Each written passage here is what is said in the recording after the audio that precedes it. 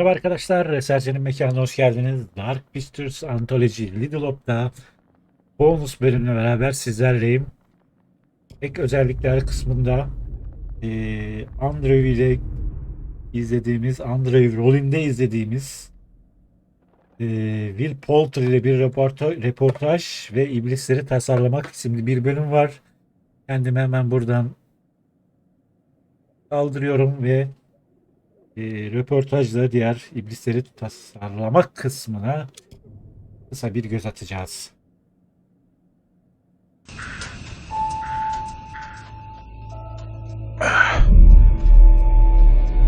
Where are we? What happened? The bus crashed. We're okay though, just shaken up. I don't remember being in any crash.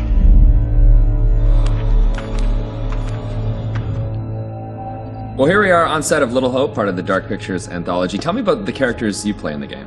Yeah, very exciting. I play Andrew, who is a student on this trip to the town of Little Hope. You know this place? No. I mean, I don't think so. I also play Anthony and I play Abraham, all existing at different time periods in different places. Is it tough to balance it all and to kind of jump back between these characters as you go through it? A little bit. I've had a lot of help along the way, and we've been able to, for the most part, separate the three different guys. We have an amazing accent coach on set at all times, so she keeps me in check and puts me on the right part of the map when I stray too far. Only the devil could create a demon who so resembles me. We do look alike, which I agree is pretty damn weird. How tough is it for you to separate that and balance it all? Yeah, it's interesting. Andrew, being the character that I embody for most of the time, was a little bit easier for me. I related to him naturally. He's this socially awkward, repressed student, and I certainly as a student was pretty socially awkward and repressed, so I could relate to him a great deal. You seem uncomfortable around kids your own age. This trip is actually my first time away from home. Oh, you picked a real beauty. Yeah, well, if I ever make it back, I'll sure have something to talk about. The other character, Anthony, is slightly more immature, comes from a big family. I can also relate to that. And dealing with the family dynamic and playing that sibling friction was also something that I think a lot of people can relate to. And that was fun. Another sort of element of the challenge, which I really enjoyed. And then there's Abraham, who's the third character that I'm responsible for. We have to stop this. The only madness is right here in this court. And the nice thing that exists in all three of them is this motivation to do good, to do right. And I think all three characters I really had admiration for. They seem to be like morally adept, and it's important to respect, I think, the characters that you play, or at least identify something within them that you respect. And I respected all three of the guys that I played. I know what must be done here. And they're all so very different, and even the level of the accents change between them. Is that something that's challenging to navigate? Yeah, that's been really fun for me. It's been, when playing Andrew, I've been doing a relatively neutral American accent, but we sort of base most of the action in New England, so it does lean towards the East Coast, and it doesn't take on too strong of a characterization in either direction. The vocal work for Anthony is similar to that, but because Anthony lives within the 1970s, there's been a little bit of tweaking to the accent in order to accommodate the times. And then Abraham's an entirely different accent. It's been a bit of guesswork as far as constructing that accent, because there's no recordings of what people sounded like at that time.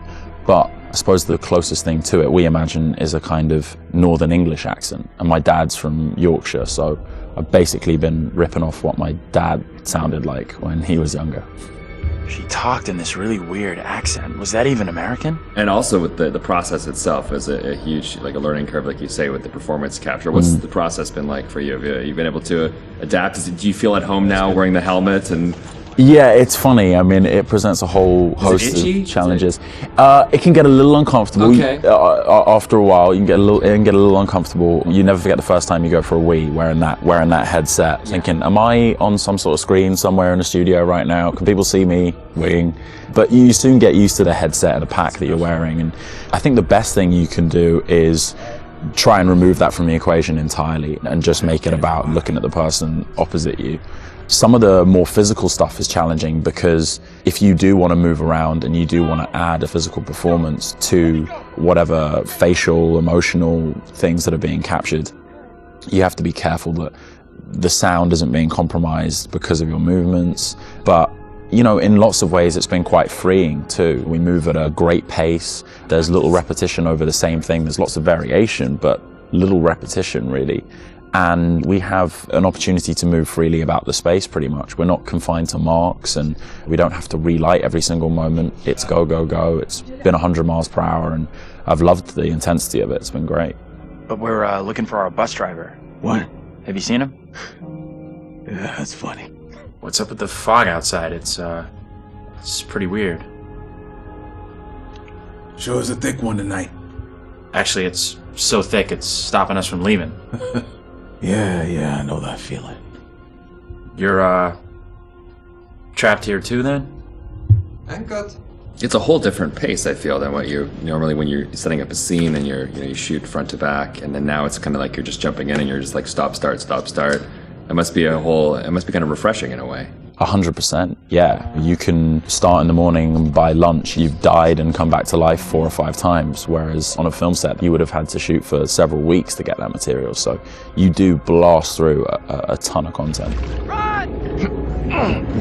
Get the hell out of there! Look out! Yeah, it's gonna be really cool to see yourself in a video game. It's gonna be an incredible experience too. And then now your friends and family members can like play you in a game. That must be a whole weird feeling. Yeah, that is really weird. It's strange enough seeing my face on screen in anything, but you're really mad and exciting, I guess, to think about being in a video game. I guess that's like a little kid's dream in lots of ways, so I feel very lucky. It's incredible. And your friends are gonna call you, but like, I killed you. Yeah, I killed you 3 times. They're like, good to speak to you too, bud. Yeah, thanks for the call. Would you confront your fears or would you run away? I want to say confront my fears. After this experience, I would confront my fears. Maybe previously I would have run away.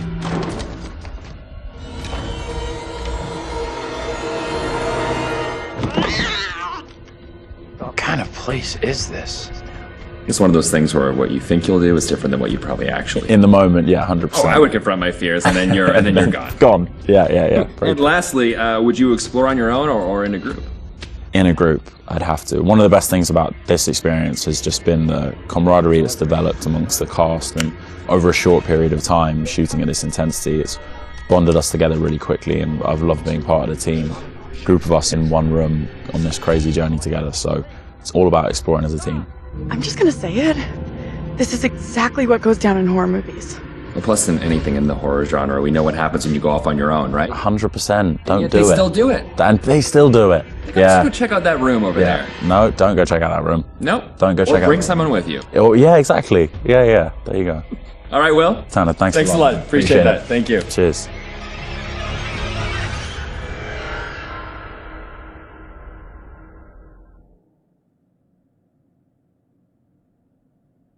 Evet, şimdi diğer şeye bakalım, kısma bakalım. Keşke Little Hope'un kısımlarını da açabilseydik ama Little Hope'un sırları kısmını.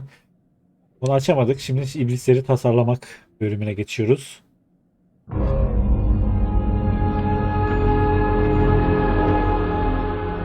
I just saw someone in the woods. Okay, very good. We're freaked. Who's there? Whoever you are, this isn't funny at all.